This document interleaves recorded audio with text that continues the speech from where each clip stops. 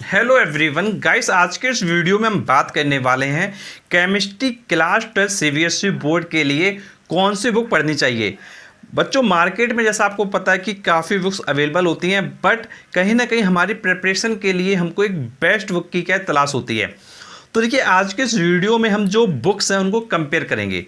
जैसे आपको पता है कि एक बुक आती है एनसीईआरटी की, एक आती है मॉडर्न एबीसी की, और तीसरी बुक है वो है हमारी all in one Arihant publication की। तो देखिए, ये तीन बुक्स आपकी क्या है, आपको मार्केट में मिल जाएंगी, और ये तीन बुक्स में से आपको कौन सी बुक्स को है प्रेफर करनी चाहिए। तो देखिए, सबसे पहले मैं आपसे बात करूंगा कि जैसे आप क्या है 12th का बोर्ड एग्जाम देने के लिए जा रहे हैं, तो देखिए उस जगह आप क्या कर सकते हैं, एनसीईआरटी को पहले फॉलो कर सकते हैं। आपको देखिए, जो आपकी बेसिक बुक है उसको आप फॉलो कीजिए एनसीईआरटी। बट जब आप एनसीईआरटी फॉलो करेंगे तो उसमें क्या होगा कि कुछ क्वेश्चंस आपको समझ में नहीं आएंगे। फॉर एग्जांपल, जैसे आपने क्या कोई टॉपिक पढ़ा, अब उस टॉपिक से रिलेटेड जो क्वेश्चन होंगे, उस टॉपिक से रिलेटेड क्वेश्चन के आपको ज़्यादा नहीं मिलेंगे, तो फिर क्या होगा, जो आपकी प्रैक्टिस होगी वो कहीं ना कहीं बेटर नहीं हो पाएगी। तो फर्स्ट फोकस क्या करना है, एनसीईआरटी पर। बट एनसीईआरटी पढ़ने के बाद जो टॉपिक आपको डाउट कर रहा है, उस टॉपिक को आप क्या करें, जो हमारी रेफरेंस बुक हैं, जैसे आप क्या कर सकते हैं, मॉडर्न एबीसी देख सकते हैं, आप क्या कर सकते हैं, ऑल इन वन अरिहंत देख सकते हैं। तो देखिए, अगर मैं आपसे बात करूं ऑल इन वन अरिहंत की और मॉडर्न एबीसी की, तो इस मामले में जो मॉडर्न एबीसी बुक है वो काफ़ी क्या है, बेटर आपको दिखाई देगी। आप क्या कर सकते हैं, एक बार मार्केट में जा सकते हैं। एनसीईआरटी तो देखिए आपको पढ़ना ही पढ़ना है, उसको तो आपको लेना ही लेना है। अब इसके अलावा आपको एक रेफरेंस बुक जरूर रखनी चाहिए, जैसे आप मॉडर्न एबीसी रख सकते हैं या फिर आप अरिहंत का ऑल इन वन रख सकते हैं। तो आप एक बार मार्केट में जाइए, आप मॉडर्न एबीसी को देखिए, उसके बाद आप क्या है, ऑल इन वन अरिहंत को देखिए। अब इनको जब आप कंपेयर करेंगे तो उनका जो डेटा अंदर दिया रहता है, जब उनको आप कंपेयर करेंगे तो मॉडर्न एबीसी थोड़ा क्या आपको बेटर दिखाई देगी। एज पर माई व्यू मुझे लगता है कि भाई मॉडर्न एबीसी क्या है, काफ़ी ज़्यादा क्या आपके लिए बेटर रहेगी। तो आपके मॉडर्न एबीसी बुक पर क्या है, जा सकते हैं। तो इनिशियली ध्यान यही रखिएगा कि पहले एनसीईआरटी देखें, उसमें जो टॉपिक्स प्रॉब्लम कर रहे हैं उसको, उसी टॉपिक को आपको क्या है, मॉडर्न एबीसी देख लेना है। और आपको देखिए क्या करना है कि ज़्यादा बुक्स क्या है नहीं रखना है। अगर आप देखिए ज़्यादा बुक्स रखेंगे तो क्या होता है, जैसे मान लीजिए आप कोई भी टॉपिक ले लें, अगर आप एक टॉपिक को 10 बुक से पढ़ते हैं तो क्या होता है कि हर बुक में जो अपनी लैंग्वेज है वो थोड़ा कुछ ना कुछ डिफरेंट होता है, क्योंकि बुक पब्लिकेशन होता है उसका भी एक अपनी क्या है, प्रॉपर टर्म्स एंड कंडीशन होता है कि भाई जैसे कोई भी कंटेंट होता है, वो पब्लिकेशन क्या है, उस कंटेंट को किसी दूसरी कंटेंट को क्या है, कॉपी नहीं कर सकता है। तो फिर देखिए, आप अगर 10 बुक देखेंगे तो उसमें क्या है, हर बुक में अपना अलग अलग कंटेंट क्या आपको दिखाई देगा। बट देखिए, होगा सब कुछ सेम, बस क्या होगा, लैंग्वेज का डिफरेंस होगा। तो इसलिए आपको ऐसी बुक्स पे जाना चाहिए जिसमें जो लैंग्वेज है वो थोड़ा क्या सिंपल लिखी हो। तो इसलिए आप क्या करें, इनिशियली पहले एनसीईआरटी फॉलो करें। जब आप एनसीईआरटी करेंगे तो ऑब्वियस सी बात है कि कुछ ना कुछ आपको प्रॉब्लम डेफिनेटली आएगी। जब आप टॉपिक पढ़ेंगे कुछ टॉपिक्स आपको समझ में नहीं आएंगे, जैसे आप बैक एक्सरसाइज में जाएंगे तो वो क्वेश्चन आपके नहीं हो पाएंगे। तो आप क्या कर सकते हैं, इसके लिए मॉडर्न एबीसी पर क्या शिफ्ट हो सकते हैं। पहले एनसीईआरटी देखें, जो टॉपिक प्रॉब्लम करें उनको मॉडर्न एबीसी से कवर करें, और जो आपके एनसीईआरटी के जो क्वेश्चन दिए होते हैं एक्सरसाइज में, वो क्वेश्चन आपको क्या मॉडर्न एबीसी में मिल जाएंगे। तो आप उन क्वेश्चन का क्या सोल्यूशन करें। जब आप प्रॉपर वे में इस तरीके से पढ़ो तो डेफिनेटली जो मार्क्स वगैरह हैं वो काफ़ी अच्छे आएंगे। और देखिए, सिंगल बुक को अगर आप लेके सोच रहे हैं कि भाई इससे मेरा एनसीईआरटी से काम चल जाएगा, तो देखिए एनसीईआरटी से काम बिल्कुल भी नहीं चलने वाला है, क्योंकि एनसीईआरटी की जो लैंग्वेज है वो ऐसी है कि जो आपको क्या है, प्रॉपर वे में सारे टॉपिक्स आपके क्लियर नहीं हो पाएंगे। अब काफ़ी बच्चे ये कहते हैं कि सर जैसे हमको आईआईटी या फिर नीट करना है, तो फिर उसमें सुनते हैं कि भाई एनसीईआरटी से हो जाता है। तो देखिए, सिर्फ एनसीईआरटी से बिल्कुल भी नहीं हो जाता, क्योंकि एनसीईआरटी सिर्फ अगर फॉलो करेंगे तो उसमें ऑब्वियस सी बात है कि भाई जो बच्चा पढ़ेगा उसको डाउट आने आने हैं। उसका रीज़न है कि उसमें जो लैंग्वेज है, उसमें जो नंबर ऑफ़ क्वेश्चंस हैं वो ठीक नहीं है। जैसे लैंग्वेज देखेंगे तो आपको प्रॉपर वे में नहीं दिखाई देगी, प्लस आप नंबर ऑफ़ क्वेश्चन देखेंगे तो आपको क्या लिमिटेड नंबर ऑफ़ क्वेश्चन मिलेंगे। अब देखिए, आप खुद सोच के देखिए, अगर आप बोर्ड एग्जाम देने के लिए जा रहे हो या फिर आप मान लीजिए आप जेईई या फिर नेट का एग्जाम देने के लिए जा रहे हो, तो ऑब्वियस सी बात है कि वहाँ पर क्या होगा कि नंबर ऑफ़ क्वेश्चन जब आपने प्रैक्टिस किए होंगे ज़्यादा, तो उसके बाद आपकी जो परफॉर्मेंस है तभी अच्छी हो पाएगी।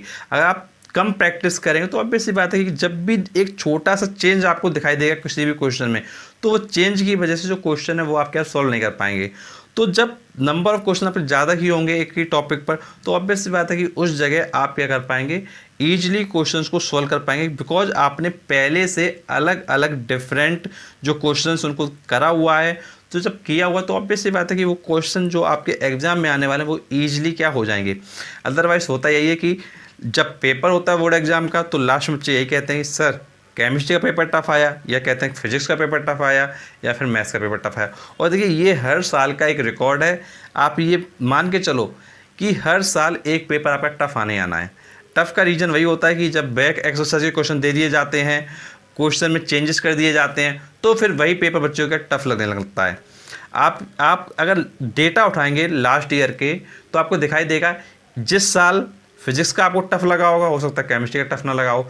जिस साल आपको केमिस्ट्री का टफ लगा उस साल क्या हो सकता है फिजिक्स का टफ ना लगा हो। लेकिन जो एक टॉपर बच्चा है जो अपना 99% के लिए मूव करता है, 96% के लिए मूव करता है, उसके लिए कोई पेपर ना टफ है ना कोई पेपर इजी है, उसके बिल्कुल नॉर्मल दिखाई देता है पेपर उसको, क्योंकि उसको क्या होता है कि उसने प्रैक्टिस बहुत अच्छे से की रखी होती है हर एक सब्जेक्ट की। जब हर एक सब्जेक्ट की प्रॉपर तैयारी उसने की होती है, तो फिर उस जगह क्या है, कोई भी क्वेश्चन आ जाए कोई मैटर नहीं करता है।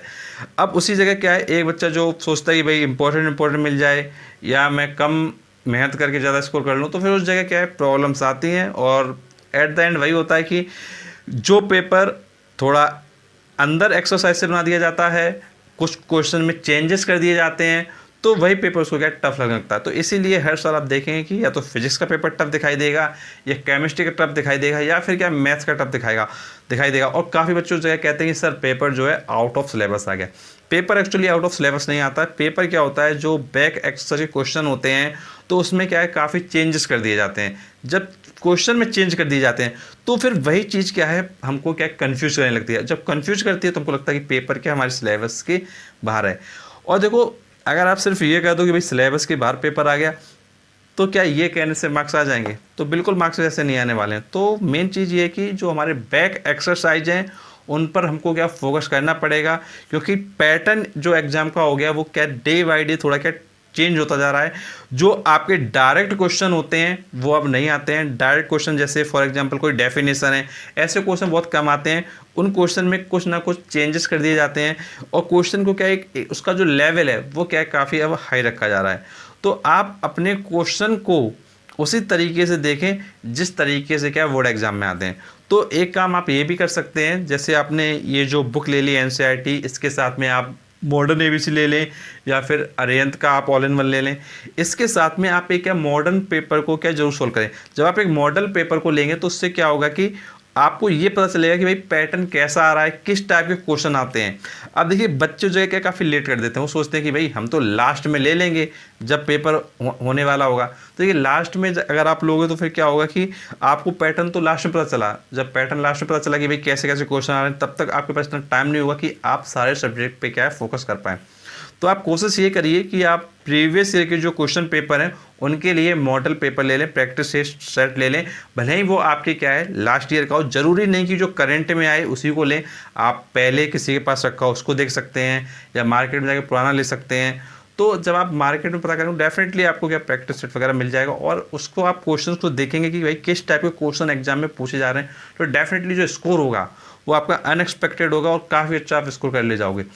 और जो आपको लगता है कि भाई पेपर आउट ऑफ सिलेबस आ गया है, ये मतलब हर साल का सीन है कि कुछ बच्चे यही कहते थे कि भाई पेपर क्या है आउट ऑफ सिलेबस आ गया। तो सिलेबस के आउट ऑफ नहीं होता है, बल्कि जो हमारे बैक एक्सरसाइज होती है उससे क्वेश्चन को टफ कर दिया जाता है, और फिर वही चीज़ हमको लगती है आउट ऑफ सिलेबस। तो उम्मीद है आपको सारी बातें समझ में आई होंगी, और आप क्या है मार्केट में जाके अगर आपको और भी कोई बुक्स दिख रही हो जो आपको पता हो, जो आपको लगता हो भाई बेटर है, ये बेटर हो सकती है, तो आप नीचे कमेंट बॉक्स में बता सकते हैं। और आप क्या मार्केट में जाके भी बुक्स को क्या कंपेयर कर सकते हैं, जिससे कि आप एक प्रॉपर बुक पर आएँ, और जिस बुक को आप एक बार चुन लें और फिर उसी के बाद क्या है उसी बुक से क्या पढ़ाई करें। फिर ये ना सोचें कि भाई आपके फ्रेंड ने आपको बता दी कि भाई ये बुक अच्छी है तो ये ले ली, फिर आपके किसी और फ्रेंड ने बता दी भाई ये बुक अच्छी है तो ये बुक ले ली। और कई जगह ऐसा ही होता है कि भाई स्कूल में कोई बुक बता दी गई, फ्रेंड ने कोई बता दी, टीचर ने कोई बता दी, तो फिर उस जगह क्या कंट्राडिक्शन हो जाता है, और बच्चे क्या है एक सब्जेक्ट में 3-3 बुक, 4-4 बुक, 5-5 बुक लेके बैठे रहते हैं, और लास्ट में वही होता है कि मेहनत तो पूरी साल करते हैं बट जो रिजल्ट आता है जितना उनका आना चाहिए था उतना नहीं आता। रीज़न वही कि जब इतनी ज़्यादा बुक्स ले लोगे तो क्या होगा। तो फोकस करें अपनी स्टडी पर और लिमिटेड बुक्स के साथ प्रॉपर तैयारी करें। और कोई भी कन्फ्यूजन हो तो नीचे कमेंट बॉक्स में पूछें।